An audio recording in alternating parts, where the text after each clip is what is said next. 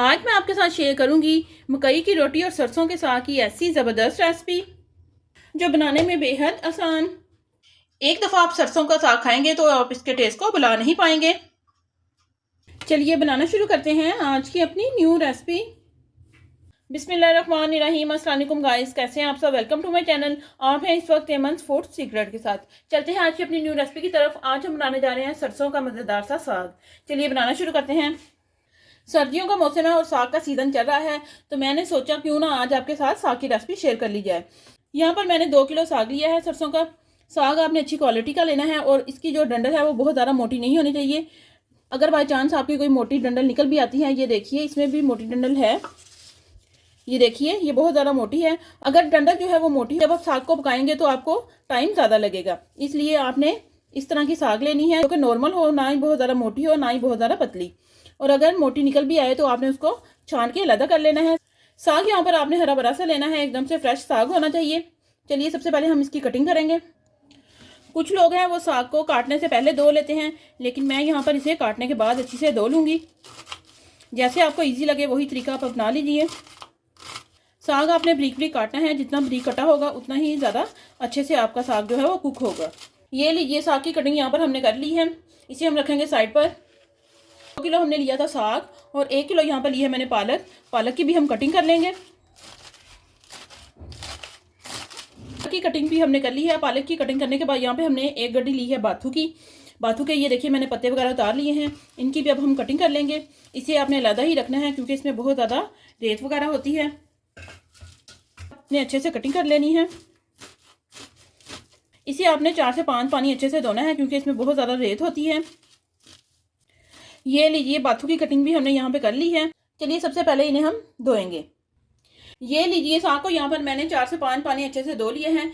साग को धोने के लिए आपने कोई बड़ा बर्तन लेना है ताकि आपका जो साग है वो अच्छे से धुल सके। यहाँ पर हम लेंगे प्रेशर। आज हम साग बनाएंगे प्रेशर में, क्योंकि वैसे बनाने में साग को काफ़ी टाइम लगता है। साग इस तरह से हम प्रेशर में डाल लेंगे।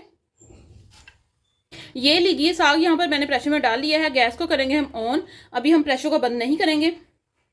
साग देखिए काफ़ी ज़्यादा नीचे हो चुका है, इसमें हम बाकी साग भी डाल देंगे। देखिए जो बाद में हमने साग डाला था वो भी काफ़ी नीचे हो चुका है। बस इस पॉइंट पर 1 गिलास हम इसमें पानी डाल देंगे। साग ने अपना भी काफ़ी पानी छोड़ा है। अच्छे से इसे हम ऊपर नीचे करेंगे। तकरीबन 10 से 15 मैंने हरी मिर्चें ली थी, इनकी मैंने कटिंग कर ली है। ये बड़े बड़े पीसेस में मैंने इनको काट लिया है, ये इसमें जाएंगी। अच्छे से इन्हें हम मिक्स कर देंगे। साथ ही यहाँ पर हम प्रेशर को करेंगे बंद।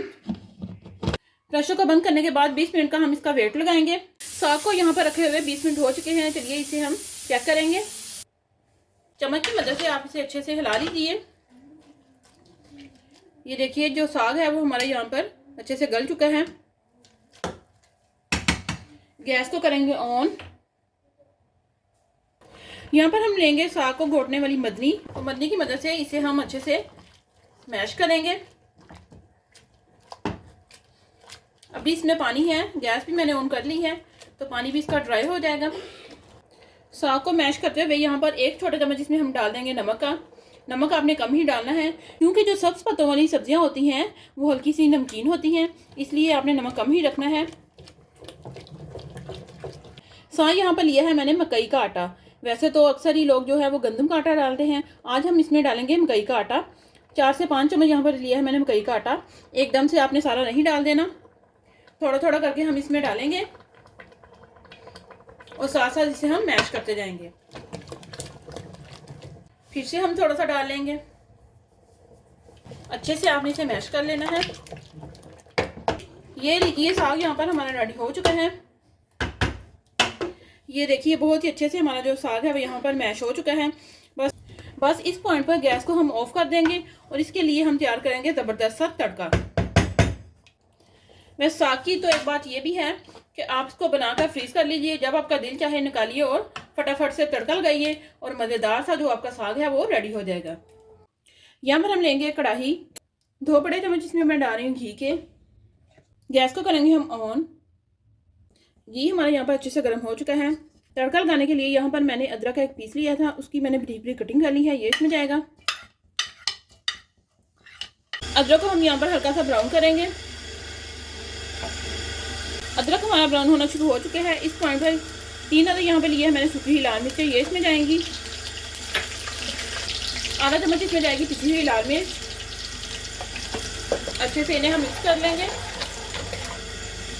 साथ ही मैं इसमें डाल रही हूँ साग।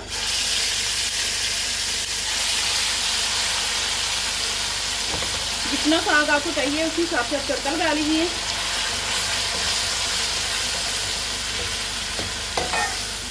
अच्छे से इसे मिक्स करेंगे। नमक और मिर्च आप अपने टेस्ट के अकॉर्डिंग कम या ज़्यादा कर सकते हैं। साग को हम यहाँ पर अच्छे से भून लेंगे। चलिए साग हमारा भुन रहा है। साथ ही हम एक छोटा सा काम कर लेंगे। यहाँ पर लिया है मैंने मकई का आटा। थोड़ा सा इसमें हम डाल देंगे नमक, क्योंकि आज हम साग के साथ बना रहे हैं मकई की रोटी। अच्छे से दोनों चीज़ों को मिक्स कर लेंगे। साथ में हम यहाँ पर लेंगे फुल गर्म पानी, थोड़ा थोड़ा करके हम इसमें डालेंगे और अच्छे से इसे हम मिक्स करेंगे।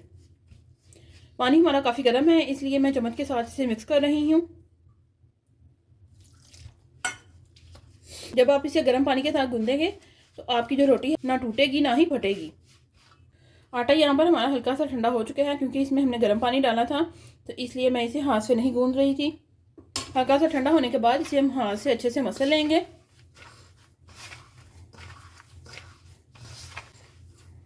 मकई के आटे को आपने इस हथेली की मदद से अच्छे से मसल लेना है। ये देखिए इस तरह से। जितना ज़्यादा आप इसे अच्छे से मसलेंगे उतनी ही आपकी जो रोटी है वो अच्छी बनेगी। ये लीजिए आटे को यहाँ पर मैंने अच्छे से गूंद लिया है। थोड़ा सा इसके ऊपर हम ऑयल लगा देंगे। हाथ की मदद से अच्छे से इसे स्प्रेड करेंगे और सिर्फ 5 मिनट के लिए इसे हम कवर करके रख देंगे। आटे को यहाँ पर रखे हुए 5 मिनट हो चुके हैं। चलिए इसका हम बनाएंगे छोटा सा पेड़ा।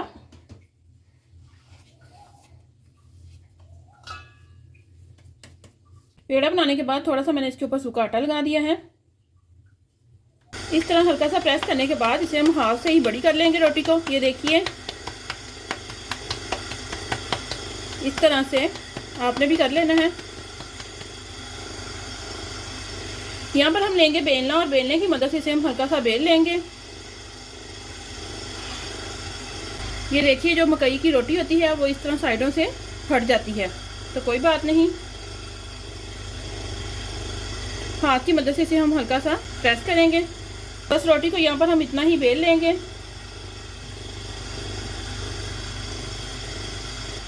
तवा मैंने यहाँ पर पहले से गर्म होने के लिए रख दिया था। इसके ऊपर हम डाल देंगे रोटी एकदम से परफेक्ट। कई की रोटी अमूमन ही लोगों की मोटी बनती है, लेकिन देखिए मैंने यहाँ पर इसको पतली बेला है।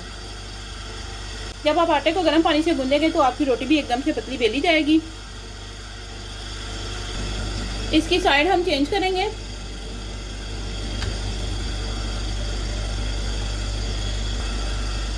साइड चेंज करने के बाद इसके ऊपर हम लगाएंगे घी या ऑयल, जो भी आप पसंद करते हैं। फिर से इसकी हम साइड चेंज करेंगे। दोनों ही साइडों पे हम घी लगा लेंगे। आप देख रहे होंगे कि मकई की रोटी के ऊपर बहुत ही ज़बरदस्त कलर आ चुका है। ये देखिए एकदम से परफेक्ट।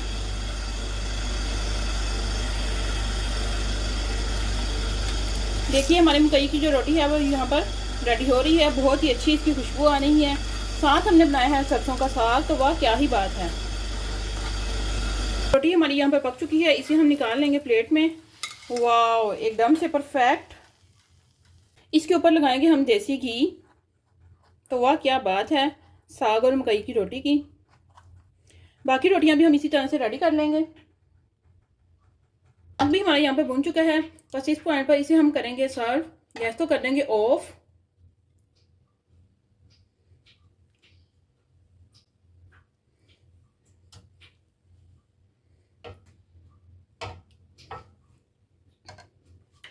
साथ हम इसमें रखेंगे देसी घी या मक्खन, जो भी आप लाइक करते हैं वो आप रख लीजिए। फाइनली गाइस आप देख सकते हैं कि हमारा सरसों का साग और जो मकई की रोटी है वो यहाँ पर रेडी हो चुकी है। बहुत ही ज़बरदस्त इनकी लुक आ रही है। देख के तो आपके मुंह में भी पानी आ रहा होगा। साग स्पेशली सर्दियों की एक सौगात है। वैसे तो हम सभी गंदम का आटा इस्तेमाल करते हैं, मगर जब साग का मौसम आता है तो इसके साथ मकई की रोटी वाह क्या बात है। साग के साथ आप मक्खन यूज़ करना चाहते हैं वो भी कर सकते हैं, देसी घी इस्तेमाल करना चाहते हैं तो वो भी कर सकते हैं। आप भी हमारी इस रेसिपी को जरूर ट्राई कीजिएगा और हमें कमेंट में बताइएगा कि आपका सरसों का साग कैसा बना। अगर आप हमारे चैनल पर न्यू हैं तो चैनल को सब्सक्राइब करें, लाइक करें और ज़्यादा से ज़्यादा शेयर करें और हमें कमेंट में बताएं कि आपको हमारी सारी रेसिपीज कैसी लगी। मिलते हैं हम अपनी नेक्स्ट वीडियो में, तब तक के लिए अल्लाह हाफिज़।